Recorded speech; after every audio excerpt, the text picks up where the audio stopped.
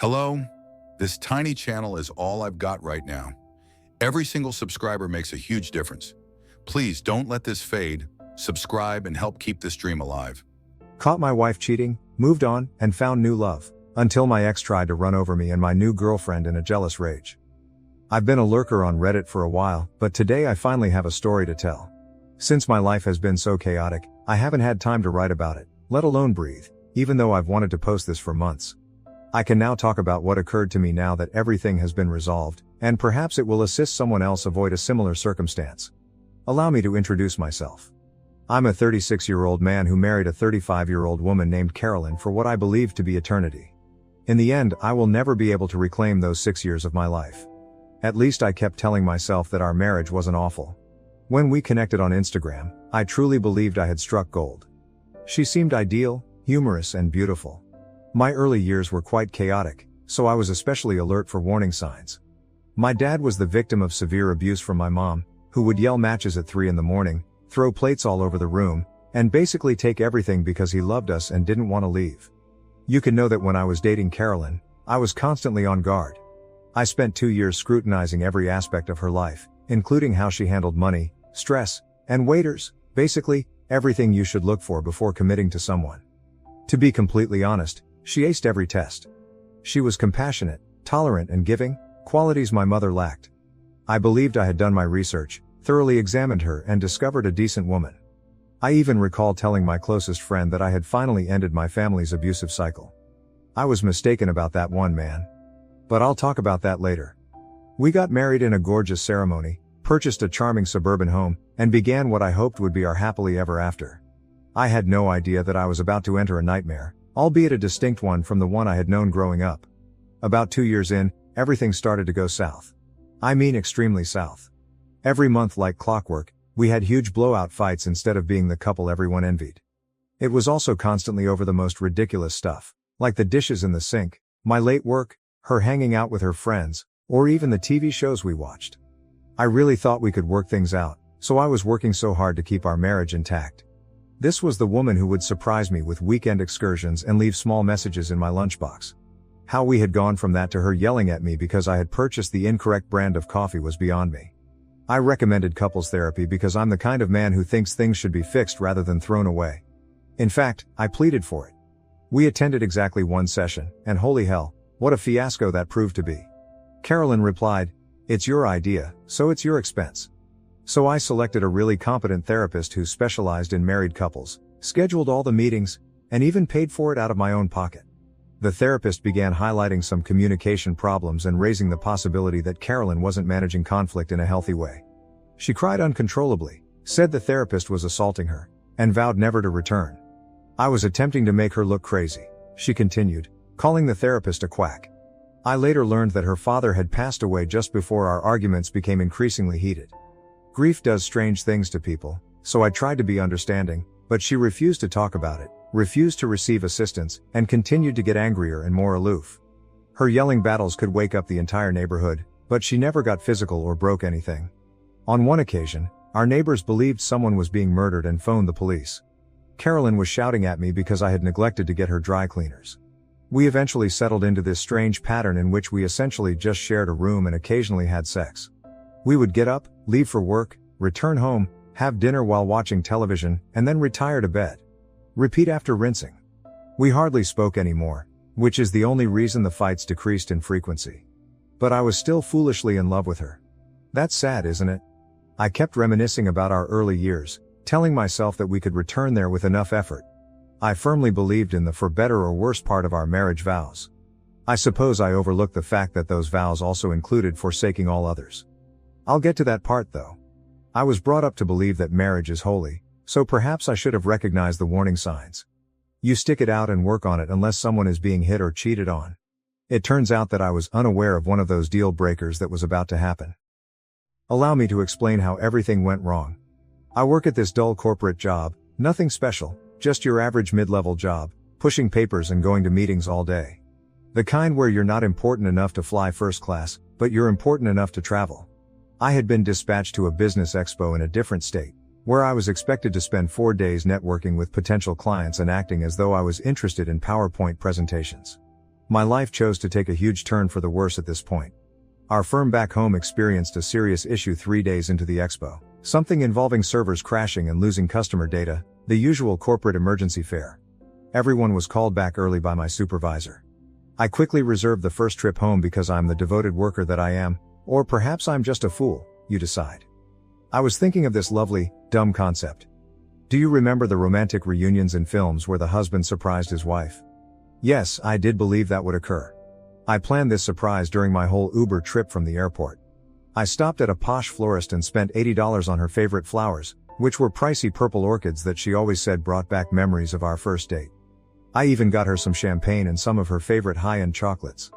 I believed that this might be a new beginning for us. I thought that this impromptu gesture would remind her of the reasons she fell in love with me in the first place, since we had been acting so distant lately. With my chocolates and flowers, I felt like the greatest husband in the world when I arrived home at 2 p.m. Her car was in the driveway, which made sense because she worked from home on Thursdays, and the house appeared to be typical. However, I recall a few strange things, such as her favorite playlist playing from upstairs, which she only ever listened to when she was feeling particularly upbeat. Though I assume she had a buddy over for lunch or something, there were 2 wine glasses in the sink. God, I was such a fool. I was so eager to surprise her that I went right upstairs to our bedroom.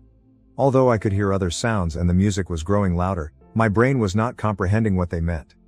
Do you remember the scene in horror films where everyone yells at the character to keep the door closed? That character was me. My world fell apart when I pulled open the door to my own bedroom and turned the doorknob. That 1 second turned every single pleasant memory, trusting moment, and I love you into ash. I will never be able to forget what I witnessed in that bedroom until the day I die. Beneath some strange guy in our bed was my wife, the person I had loved, supported and built a life with for 6 years. The same bed where I had hugged her after her father passed away, and where we had discussed having children in the future. She was acting as though I didn't exist and that our marriage meant nothing at all, not even attempting to keep quiet about it. As I stood there, a total moron, watching the flowers I had purchased fall to the ground and scurry like cockroaches when the lights are turned on. The man had the audacity to try to scurry past me like I was a doorman, and I will never forget this. I lost it while he was fumbling to put on his clothing and strewing things all over the place. Something inside of me shattered, perhaps because I saw him with my wife or because he believed he could simply walk away from ruining my marriage. My hand was around his throat before I even realized what I was doing. It wasn't a death grip, but it was a clear signal that he wasn't simply leaving. Instead of hitting him as you might think, I gave him 2 open-handed slaps across his face, resembling a dramatic housewife from a soap show. I'm still baffled as to why I didn't just punch him instead. After I caught him with my wife, the man's expression quickly changed from one of fear to one of rage, as if he were truly going to try to fight me in my own home. Can you fathom the sheer disdain and the audacity? He probably fed him stories about being single or separated, so I'm willing to wager he was unaware that Carolyn was married. He most likely believed that I was some sort of insane ex-boyfriend. I released him before the situation worsened, not because I was afraid, but because I immediately saw that this pitiful excuse of a man wasn't worth being charged with assault. It wasn't he who promised me anything.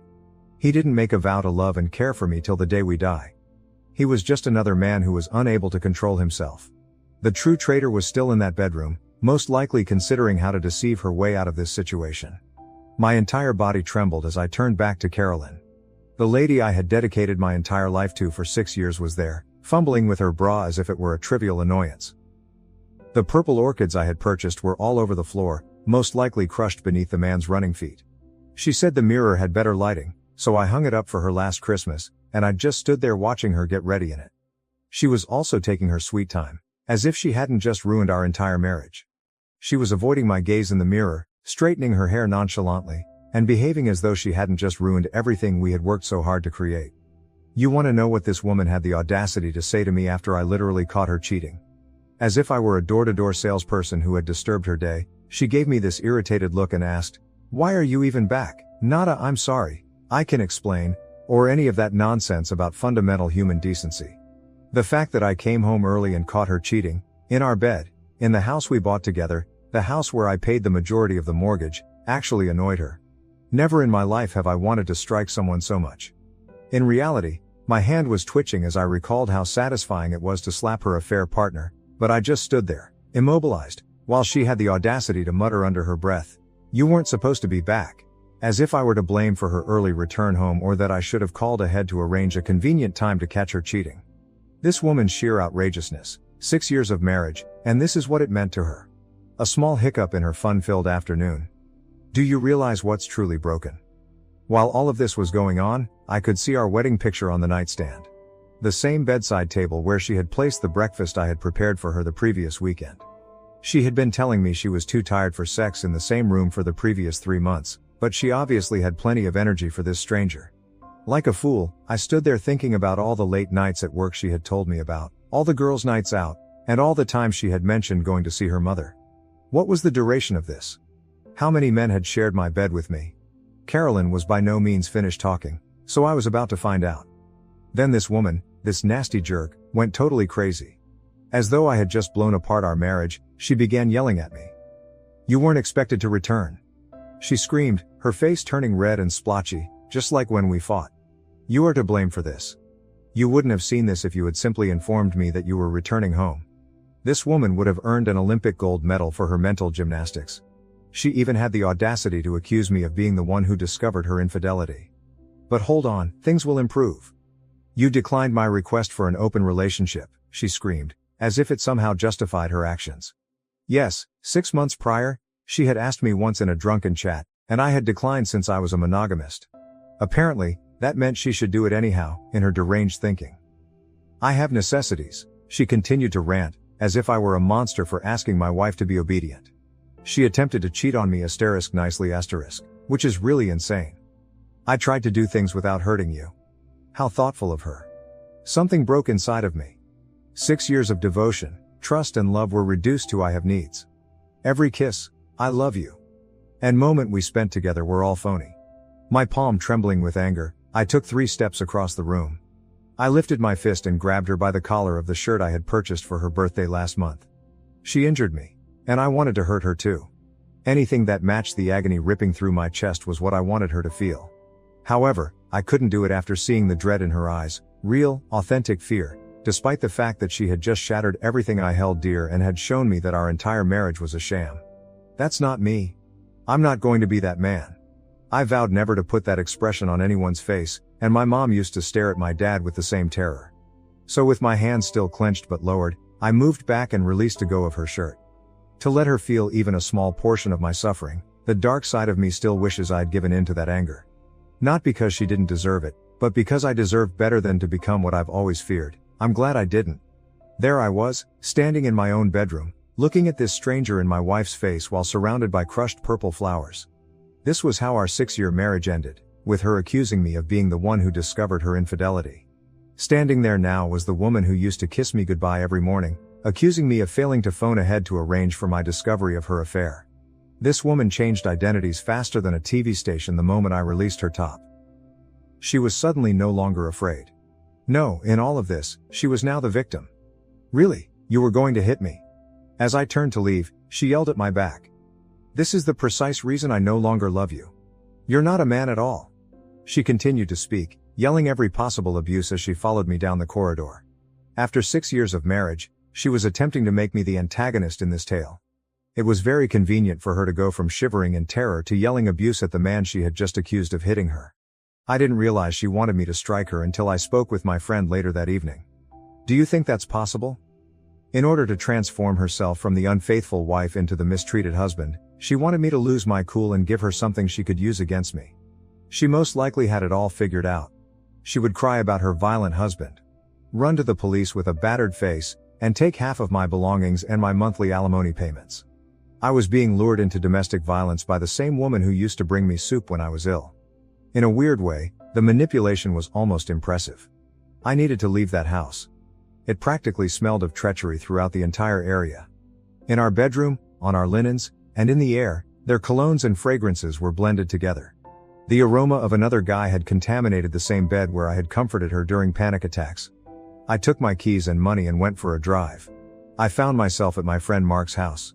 I'm grateful for Mark. After glancing at my face, he pulled out the whiskey. Mark understood precisely what I was getting into because he had already been divorced. He said it like it was. I had to get a lawyer as soon as possible. Here's the worst part though. Carolyn was working part-time at a boutique, essentially pretending to have a profession, while I was earning six figures. That meant I might have to pay this dishonest woman alimony in my state.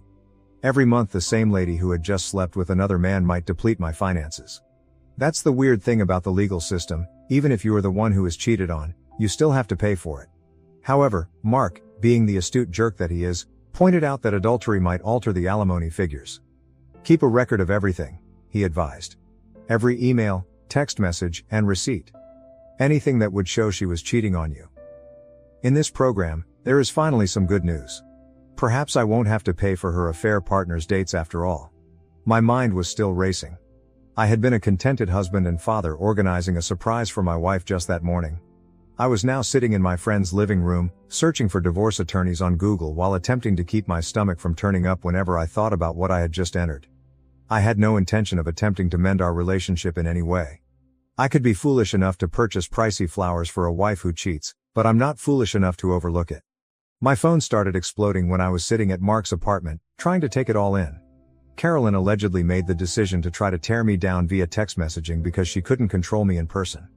And holy, the things this woman sent me are unbelievable. Just last week, this woman texted me "I love you," with adorable little heart emojis. She was now providing me in-depth analyses that contrasted her affair partner's manhood with mine. In fact, she took the effort to explicitly describe in writing how much more effective he was in bed than I was. How I could never please her the way he could. How she had spent years pretending to be with me. Like she was writing a Yelp review for a lousy restaurant, she gave me an entire stinking novel detailing all of my sexual shortcomings, along with performance assessments and size measurements. After I caught her cheating in our own bed, she even had the audacity to tell me that her boyfriend had ruined her for other men, as if I would want her back. The best thing though.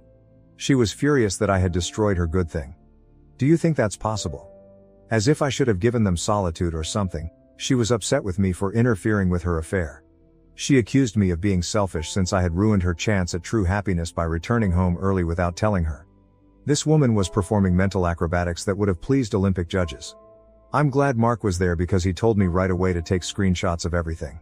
He kept shouting, "Document, document, document," and he was absolutely correct. I saw those tiny message bubbles begin to go away, one by one, not even a minute after she had finished her big tirade about her fantastic affair partner and my alleged flaws.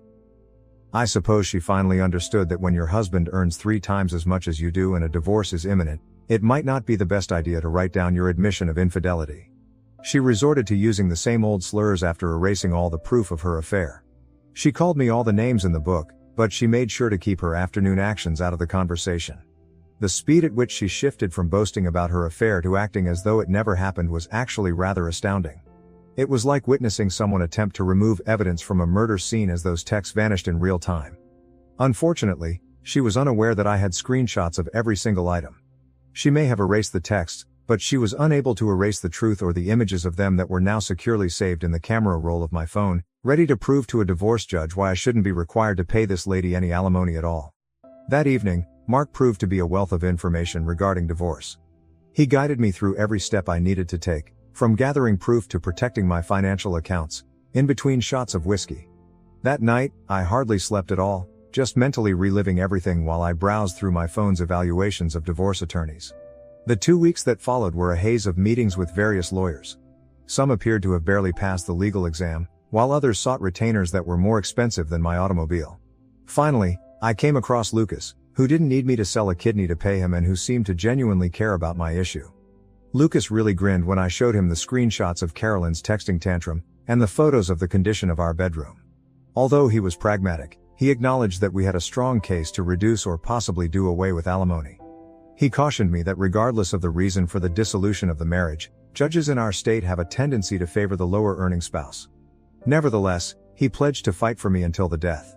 To be honest, the first positive development since this horror began was simply having someone knowledgeable and supportive in my corner.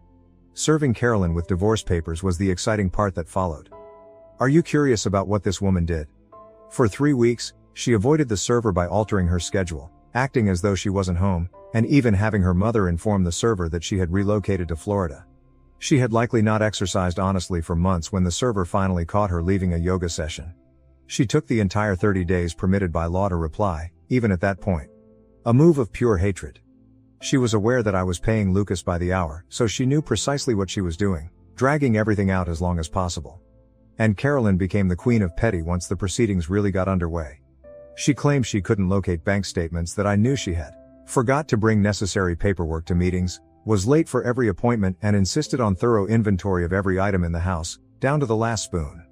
These absurd settlement offers kept coming in from her lawyer. In addition to wanting my 401k in the house, she also wanted alimony.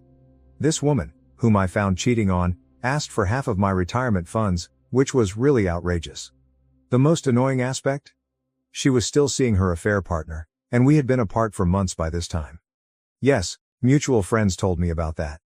She is trying to make my life as unpleasant as possible while living her best life. She would abruptly alter her mind or make new demands whenever we were on the verge of reaching an agreement. She seemed to take sick joy in seeing me squander money on legal bills. I could almost hear her giggling all the way to her boyfriend's bedroom whenever Lucas had to answer one of her absurd proposals. I attempted to re-enter the dating scene while Carolyn was working tirelessly to prolong the divorce and deplete my finances. I went through a phase of hooking up with random women from dating apps, which isn't my proudest moment. Downloaded Bumble, Tinder, and other apps. I tried to persuade myself that this was what it meant to move on by having a few one-night stands. However, each subsequent morning felt worse than the one before. Every pointless hookup served as a reminder to me of why I had declined Carolyn's proposal of an open relationship. That way of life simply wasn't for me. I've always been the kind of guy who wants to have a genuine connection, exchange inside jokes, and wake up next to the same person every morning. I felt empty inside from the whole casual sex situation, as if I were attempting to fill a hole with the wrong form. Other than job, divorce paperwork, and failed hookups, I needed something to keep my mind busy. I used to read a lot, like stay up all night to complete a book, until Carolyn came along and life became hectic with 60-hour work weeks and monthly shouting bouts. I therefore chose to go to this small independent bookstore downtown one Saturday rather than browsing through dating apps or monitoring the emails of my lawyer. Cats napping in the windows, creaking wooden floorboards, and that wonderful old book smell, you know the kind. I felt totally disoriented as I stood in the sci-fi area because, obviously, the entire genre had changed while I was occupied with preserving my marriage. I'm referring to these big novels, series that were maybe 15 books long, and titles that I couldn't even pronounce. This woman next to me actually laughed. Not in a nasty way, just this gentle, delighted sound, which must have made me appear very pitiful, just staring at the shelves with this perplexed expression on my face. When I turned to face her, she simply smiled and asked if I needed assistance while holding this enormous book that might have been used as a weapon. I told her that I didn't know where to begin, but I was searching for some decent science fiction. The next thing I knew, she was teaching me the basics of contemporary science fiction while we sat in these comfortable seats in the corner. She was also quite enthusiastic about it. When she talked about her favorite novels, her eyes glowed, and she had the cute habit of tucking her hair behind her ear when she was thrilled about a series. A brief book recommendation evolved into a 2-hour discussion covering everything from contemporary space operas to classic Asimov. I told her about my old college faves, and she told me about a parallel universe series she enjoyed. For the first time in months, I had a meaningful conversation free of attorneys, divorce documents, and awkward Tinder pickup lines.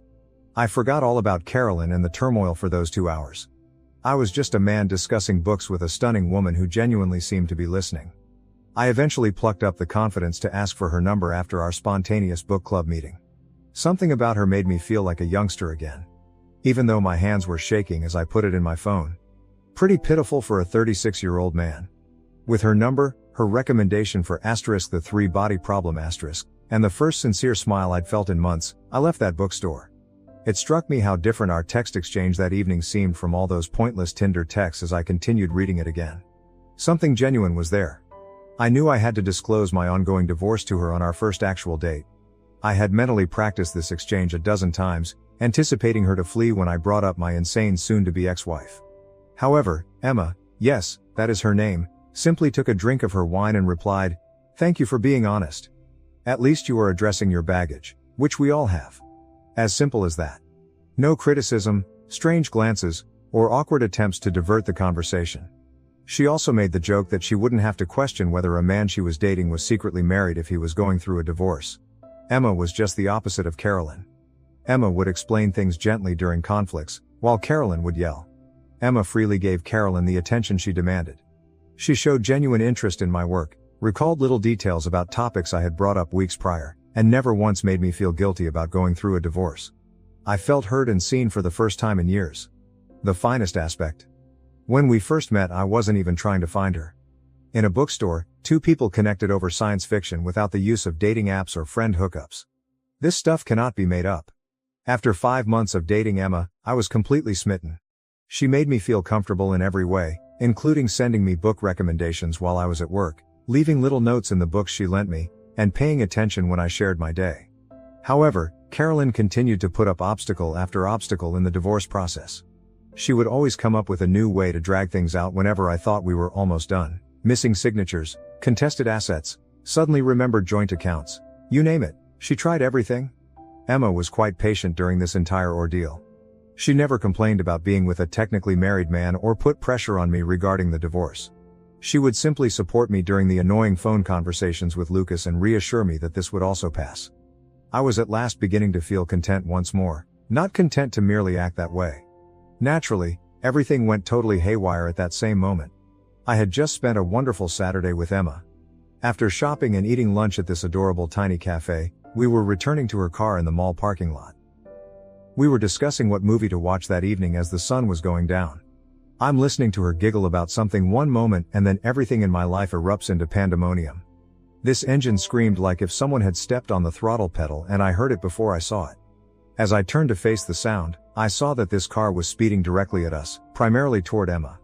I grabbed her arm out of pure impulse to pull her away, but I wasn't quick enough. Her leg was clipped by the automobile, and I watched in horror as it simply broke.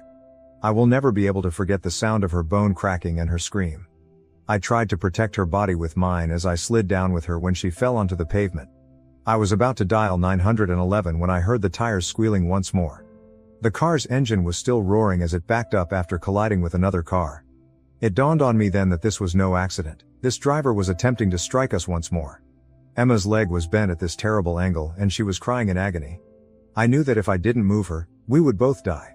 With my pulse racing so fiercely I felt it could burst, I grabbed her by the arms and pulled her between two parked cars. Every time she moved, she cried out in agony, but I had to continue. The car slammed into the cars we were hiding between as it charged forward once more. Every auto alarm in the area was activated by the crash's extreme violence. At this moment, people were yelling and racing toward us from all directions with their phones out. The entire parking lot was in disarray, with people shouting, car alarms going off, and Emma sobbing beside me. I swear to God that time stopped as the driver's door opened. Carolyn was there, getting out of the car as if she were going to a dinner party. She appeared just like she had when I last saw her at our lawyer's office, but now she had a crazy expression in her eyes that I had never seen before. With her hair styled flawlessly as usual and wearing the same blazer she used to wear to work, she appeared as though she hadn't just attempted to kill two people in broad daylight. It was made much more horrifying by the stark contrast between her normal appearance and what she had just done. This was my soon-to-be ex-wife, who had reportedly been monitoring us and decided that if she couldn't have me, she'd rather see me dead. This wasn't just some drunk driver or random road rage incident. She intentionally targeted Emma, who had never done anything but make me happy again, in her attempt to kill me. Something shattered inside of me when I heard Emma's whimpers of anguish and looked at her fractured leg. She had recently attempted to murder an innocent lady whose only crime was dating her soon-to-be ex-husband. So this was no longer just about Carolyn and me. Fearful that Carolyn might have a weapon or try to complete what she started, I kept one eye on her while holding Emma close to keep her calm. It was like watching someone change into a monster in front of me when Carolyn got out of that car. I hadn't been married to this woman for 6 years. Even the woman I had caught cheating in our bed wasn't this one. This was something very different, a furious being posing as my ex-wife. I was hit hard by the reality of what had just transpired. In fact, Carolyn had made a deliberate, planned attempt to kill us, not in a moment of rage. She must have followed us, waited for the perfect opportunity, and then made a conscious attempt to run us down in the middle of the day. I honestly believed she was going to try to complete what the car hadn't been able to achieve when she began to approach us, her heels clicking on the pavement like some kind of twisted countdown. Except for her eyes, which were blazing with a fierce hatred I had never witnessed, not even during our most heated arguments, her face was utterly blank. Thankfully, she was seized by a man who looked like a linebacker before she could get to us. Like some furious animal straining against a leash, she continued to try to push forward even after that. While I was attempting to calm Emma and examine her wounds, I couldn't take my eyes off Carolyn. This lady had slept next to me for 6 years, sat across from me at innumerable dinners, and discussed starting a family with me. Now she was here, having just attempted to kill my girlfriend and me in a mall parking lot. My head was spinning from the difference between those two versions of her. When someone you once loved enough to marry tries to kill you, how do you handle it? An ambulance arrived after the police, who were siren blaring. Emma was in excruciating pain as they loaded her into it, but she made an effort to grin at me to reassure me that she was all right. While the officers were handcuffing her, Carolyn lost all mental faculties. "It's only been a year, and you're already walking around with **, she screamed at the top of her lungs. Everyone around us recoiled at the sheer vitriol in her voice. In front of dozens of witnesses, she had just tried murder, and in her deranged mind, she somehow was the victim. That's when I realized how completely insane it all was. I genuinely walked in on this woman cheating on me in our bed with a male stranger. She was the one who violated our marriage vows, accused me of being the one who caught her, and, out of spite, prolonged our divorce. She is currently being detained for attempted murder while yelling about betrayal. Olympic-level mental gymnastics were displayed. She was acting as though I was the terrible guy for moving on after she ruined our marriage by infidelity.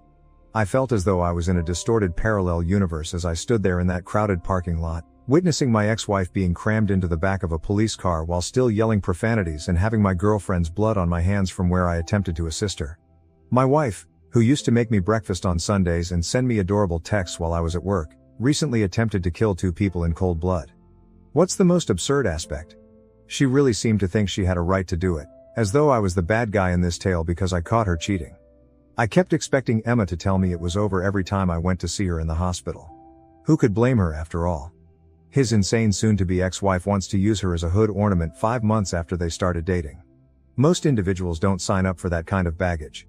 Because she had the misfortune of dating me, she had to endure months of physical treatment and had her leg in this enormous cast. When I informed her who the driver was, I was unable to look her in the eye. Instead, I just gazed at the hospital floor, waiting for the inevitable, "I can't do this anymore" reaction.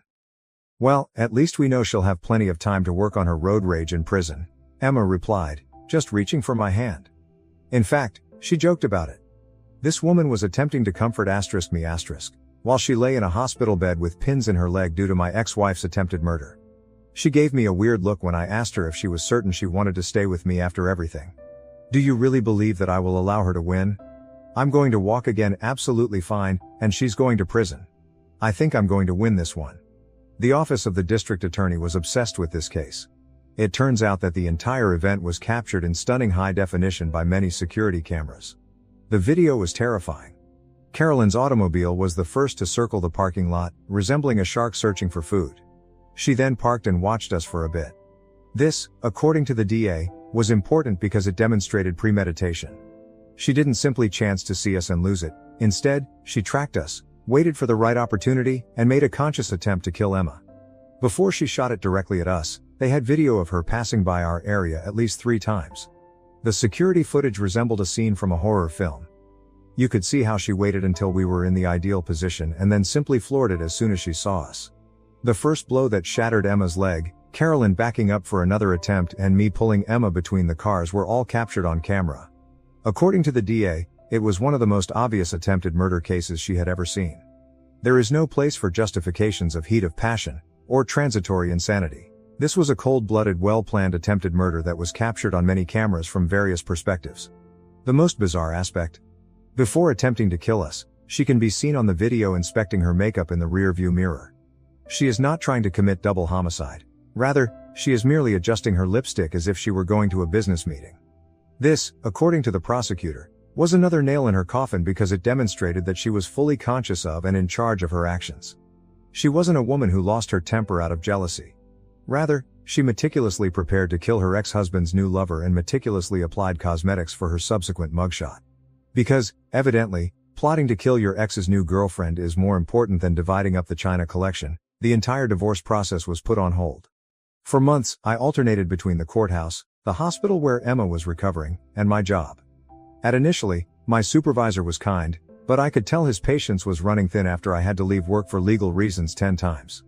My ex-wife couldn't tolerate the fact that I moved on after she cheated, so I was living in the courthouse, burning through PTO like crazy, and spending hours with prosecutors.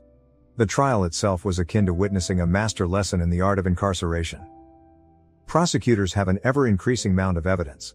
First, there were the security cameras, which showed Carolyn attempting to assassinate Emma from 6 distinct perspectives. The parade of witnesses followed, and it appeared like everyone in the parking lot had stayed to testify.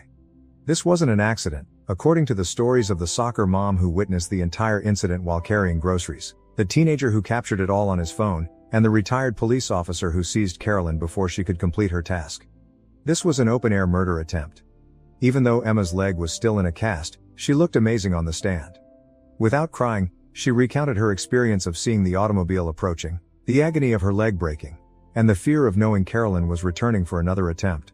I also had to testify, telling the jury about the threatening texts, the divorce drama, and how I discovered Carolyn cheating. Carolyn sat there the entire time, wiping tissues at her eyes and attempting to look regretful. The jurors saw through it all. The verdict found it guilty on all counts, including reckless endangerment, aggravated assault with a deadly weapon, and attempted murder. However, things became frustrating when the 12-year sentence was announced. She only has that. She was sentenced to 12 years for premeditated attempted murder, but if she behaved well, she may be released much sooner. Her entire, "I'm so sorry, I wasn't thinking clearly," charade was bought off by the judge. She sobbed as she described how she lost control and deeply regretted her actions.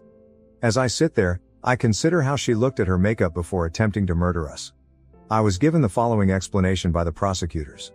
First-time offender, no past record, expressed regret, etc. But really, 12 years? She made a cold-blooded attempt to kill 2 people. She planned it, tracked us, and if the bystander hadn't stopped her, she would have tried a 3rd time. Emma might have passed away. I might have perished. Additionally, if Carolyn behaves well in prison, she might be released in less than 10 years. You can try to kill someone in front of dozens of witnesses and still receive a shorter sentence than a man caught using drugs, which is only one of the peculiarities of the legal system. What really grabbed me though? Carolyn actually had the audacity to turn to us during the sentencing process and apologize, stating that she wasn't herself that day, as if there were ever a time when it was acceptable to try to kill people in a parking lot. Emma refused to give her the satisfaction of an answer, instead just staring her down the entire time.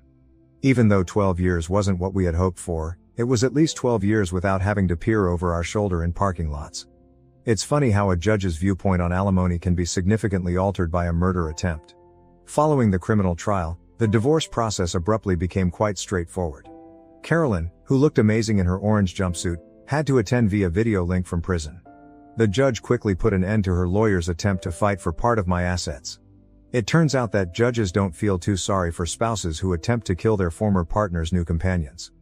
The court isn't in the business of rewarding attempted murderers with alimony, the judge actually stated, and I quote this. She received exactly everything she had before the marriage, her personal belongings, her clothing, and her jail commissary account. Her lawyer's expression was priceless as the judge turned down each and every one of their demands. No claim to the house, no alimony, no portion of my 401k, nothing. She ultimately played herself after spending months dragging out the divorce, making absurd requests, and postponing appointments. She may have gotten anything in the divorce if she hadn't tried to make Emma a speed bump. Rather, she received divorce papers that essentially stated, "You get nothing," and a prison cell. However, I was unable to remain in that flat. Too many memories of that guy walking in on her.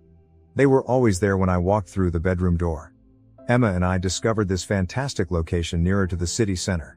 In fact, it's far nicer than my last apartment, has a great view of the city and, most importantly, the bedroom isn't haunted by the ghost of my cheating ex-wife. Emma is now completely recovered. It's hardly noticeable that her leg was ever fractured. She quips that since it permanently got rid of my psychotic ex, getting struck by a car was completely worth it. Dark humor, but whatever gets you through nearly getting killed is better, isn't it? I occasionally question whether I could have prevented all of this.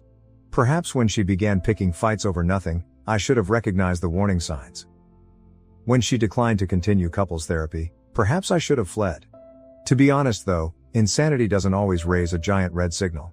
Sometimes it goes unnoticed until it tries to kill your lover in a parking lot. I can say I'm truly happy now, at least. Since we met through science fiction books and are currently living our own wild story with a happy conclusion, Emma and I are discussing getting married next spring. Carolyn will undoubtedly go eventually, but that is the purpose of restraining orders. In addition, Emma's father, who teaches firearms, ensured that we both obtained concealed carry licenses in case Carolyn decided to attempt for a second round after she leaves. Document everything, be on your watch, and maybe stay away from mall parking lots if you're going through a divorce or have strange ex-partners. Additionally, if you're seeing someone new after a divorce, You might want to investigate their background first, or at the very least, make sure they're not the kind of person who would try to kill someone over a split. Reddit, I appreciate you reading my bizarre tale. I'm interested in reading all of your comments, particularly the ones about cars. I guess your ex-wife really drove that relationship into the ground, is Emma's personal favorite. Oh, and I still go to the bookshop with Emma. No, we no longer park in that shopping center. Thank you for watching. If you haven't subscribed yet, please do so and hit the notification bell to stay updated with more shocking real-life stories happening around you.